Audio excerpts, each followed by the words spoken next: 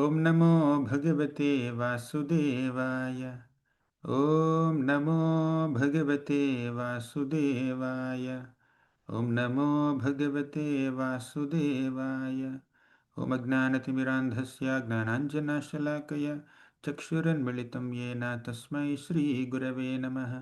नम ॐ विष्णुपादाय कृष्णप्रेष्ठाय भूतले श्रीमते भक्तिवेदान्तस्वामिन् इति नामिने। नमस्ते सारस्वती देवी गौरवाणी प्रचारिणे निर्विशेषा शून्यवादी पाश्चात्यदेशतारिणे।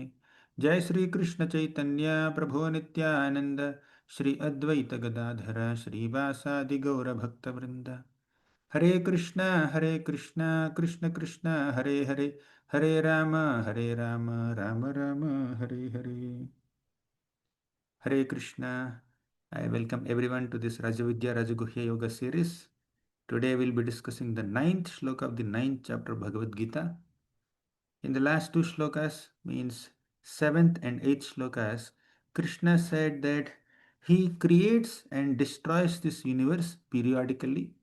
At one point he creates, and at one point he destroys also. And the purpose of this repeated creation and annihilation of this material universe and the bodies of living entities is only to give the living entities another chance to surrender to Krishna. Now, does this work bind Krishna? Basically, whenever we do a material activity, that material activity binds us. We discussed yesterday. There are three types of karmas: Papa karma, Punya karma, Bhakti karma. Papa karma means an impious activity or sinful activity that binds us with sin, and we have to suffer in lower species or in hell. And Punya karma means this is pious activity, good activity. This also binds us with good karma, and we'll have to enjoy material world in this world, and that is also an entanglement. Bhakti karma means devotional activity that takes us beyond this material world. Papa and Punya will bind us to this world. Whether we are bound to material suffering or material enjoyment, both are material only. There is bondage, right? But Krishna is creating this material world. Krishna is destroying this material world. Krishna is maintaining this material world. All these are material activities. From one perspective, Krishna is dealing with matter, dealing with material world. It seems like it's material activity, but does this dealing of Krishna with the material universe bind Krishna with karma? Does Krishna have karma? Does karma bind Krishna? Our papa karmas and punya karmas bind us to this world, either to material enjoyment or material suffering. But does Krishna's dealings with material world bind him to this material world? Bind him with karma? That's the theme of this shloka, today's shloka. So Krishna, after having explained how he creates and maintains this world from fourth shloka to eighth shloka, in all these five shlokas, Krishna explained that everything is in him, nothing is in him, he is in everything, he is not in anything. He said many things. We discussed all of it. Basically, from fourth shloka till eighth shloka, Krishna discussed how he deals with this material world. So much of interaction with matter. But those material interactions will not bind Krishna. That's the theme of the ninth shloka. Krishna has no karma, by the way. Let's see. The ninth shloka. न च मां तानि कर्माणि निबध्नन्ति धनञ्जय उदासीनवदासीनम् असक्तं तेषु कर्मसु। न च मां तानि कर्माणि निबध्नन्ति धनञ्जय उदासीनवदासीनम् असक्तं तेषु कर्मसु. Krishna says, Nachamam tani karmani, all those activities of creation, maintenance, and destruction of this material world, nibadhananti, they will not bind me. O Dhananjaya. Dhananjaya refers to Arjuna, right? Because he conquered so much wealth, he is called Dhananjaya. Dhana is wealth, Dhananjaya means one who conquered so much wealth. So, this is Arjuna. Krishna says, Nachamam tani karmani nibadhananti. Tani karmani means those activities. What are those activities which Krishna described in the shlokas number 4, 5, 6, 7, 8, right? So, whatever activities that I discussed in the previous shlokas, my dealings with the material world, that does not bind me. Those karmas don't bind me. Those activities don't bind me. Because udasinavat, I am neutral. I am detached, right? Udasina means neutral, means Krishna is not biased. Krishna is not attached to the outcome. He is doing his duty because creating this material world and destroying this material world, he considers it is his responsibility to give multiple chances to the conditioned souls to rectify their rebellious mentality and reconnect themselves with him. Basically, he's doing it as a duty. He's neutral, he's unattached, he is udasina, unbiased. Because he is neutral, all these activities don't bind him. See, when we are biased towards something, when we are prejudiced, when we are attached, when we are specifically desiring certain outcomes, that that lack of neutrality, lack of detachment will bind us. We are attached to the outcome. We are attached to the activity. We are attached to people. We are attached to the results. We are attached to so many things in this world. There is bondage because of that. But as long as you are udasina, neutral, there is no bondage. Right? Asaktam teshu karmasu. Udasinavad asinam. Asinam means sitting. I am sitting as if I am neutral. And asaktam. Asaktam means detachment, no attraction, no absorption in material activities. Asaktam teshu karmasu. Because I'm detached from all these activities, I'm neutral, nothing binds me. In short, the message in this shloka is although Krishna carries out material creation, material destruction, material maintenance, all these activities do not bind Krishna because he's neutral, he's unattached. Simple. Mm. So Krishna is always detached from material activities.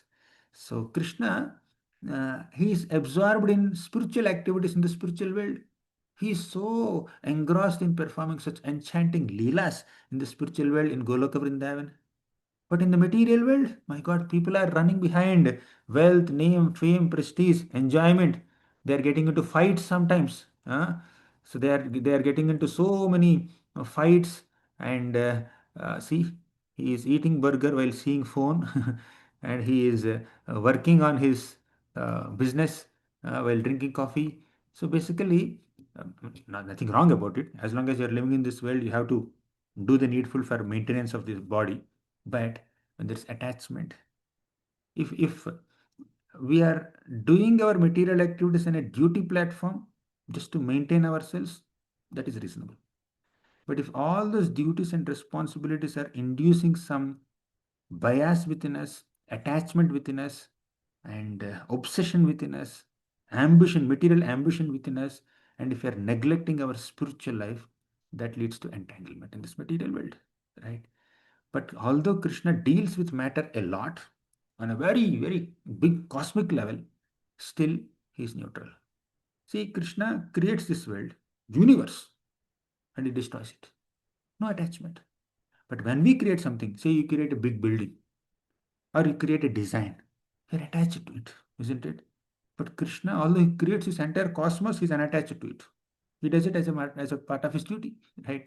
So that kind of detachment and neutrality uh, makes Krishna transcend any kind of attachment or karma here. He is sitting in the spiritual world. He is overseeing all these material activities, but he is neutral. The If you want a comparison, go to a high court judge. He is sitting on his bench. He is giving judgments, he is giving verdicts. So many cases are coming to him and he's analyzing them and he's giving verdict. Okay, punish this person, reward this person, imprison him for 6 months, imprison him for 2 years, or fine him 10,000 rupees. So, like that, the judge is giving so many verdicts, but he's not biased towards anyone, or at least he's not supposed to be biased towards anyone. Right? Like if somebody does a mistake, the judge gives the result. If somebody does a good activity, the judge rewards him with some award. So there is no bias there. There is no the judge is neutral. He is just reciprocating with the activities of the people, and he has his own life, his own private life. He is unaffected by all kinds of judgments that he takes in the court. He may dissolve 10 cases in a day, for example. But all of it will not enter his head, not supposed to enter his head. He has his own life, he has his own responsibility. Similarly, Krishna does the needful in this material world, but in the spiritual world, he is absorbed in his wonderful pastimes. And by the way, although Krishna claims himself to be neutral, don't think that Krishna is indifferent. He is neutral to the excitements and exhaustions in this material world. He is unbiased or unattached to the creation and destruction of this material universe. But he loves all of us. He cares for all of us. His neutrality and asakta, detachment, does not indicate his indifference and insensitivity or irresponsibility. Sometimes, in the name of detachment, we become irresponsible. And in the name of responsibility, we become attached. But Krishna is not like that. Krishna is not attached to anything material, but is very responsible towards all the spirit souls. Right? So his detachment is not characterized by indifference or insensitivity. He loves all of us. That's why he's creating this world. He's entering into this material world in the form of so many incarnations. He loves all of us, right? So now to summarize, in this material world there are so many dualities, heat and cold, that will affect us. Some people are rich, some people are poor. Some people are happy, some people are sad. There are so many dualities: victory, success, failure, victory, defeat, uh, and so many dualities. But all these dualities are temporary. Today it's very hot in summer, but later it will become cold in winter, right? Somebody may have so much money today, but they may become beggars later. Today somebody is happy, they'll become sad one day. Today somebody is sad, tomorrow they'll become happy. But all these dualities are temporary.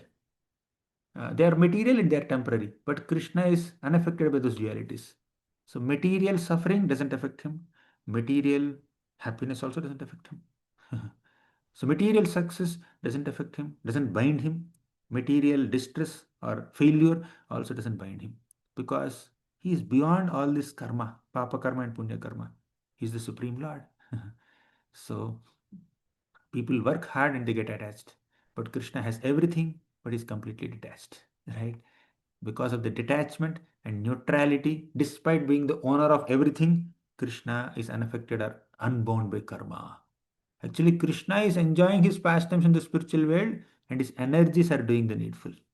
His energies are doing are maintaining the universe. Sun is maintaining the earth, and sun is rising and moon is rising every day, and because of rains and sunlight, crops are growing. All this thing phenomena is being carried out by Krishna's energies, but he himself remains neutral, unaffected by them, unaffected by the excitements and exhausting things in this world. Therefore, Krishna is not bound by karma. We are bound by karma. Krishna is not bound by karma. Mm. Sometimes we are attached to papa karma, sometimes punya karma. But both are material. But Krishna, although he performs so many karmas, karma means so many activities, he is unaffected by those activities. He is unaffected by material activities because he is always absorbed in spiritual activities or spiritual leelas. But he remains the superintendent of all the functionings of this material nature that we will discuss tomorrow, 9.10. But the gist of this shloka is, although Krishna carries out so many things in this material world, he creates the material world, maintains it, and destroys it. He is unaffected by all his activities in connection to the material world. He is beyond karma. Thank you very much. Shrimad Bhagavad Gita की जय, श्रील प्रभुपाद की जय.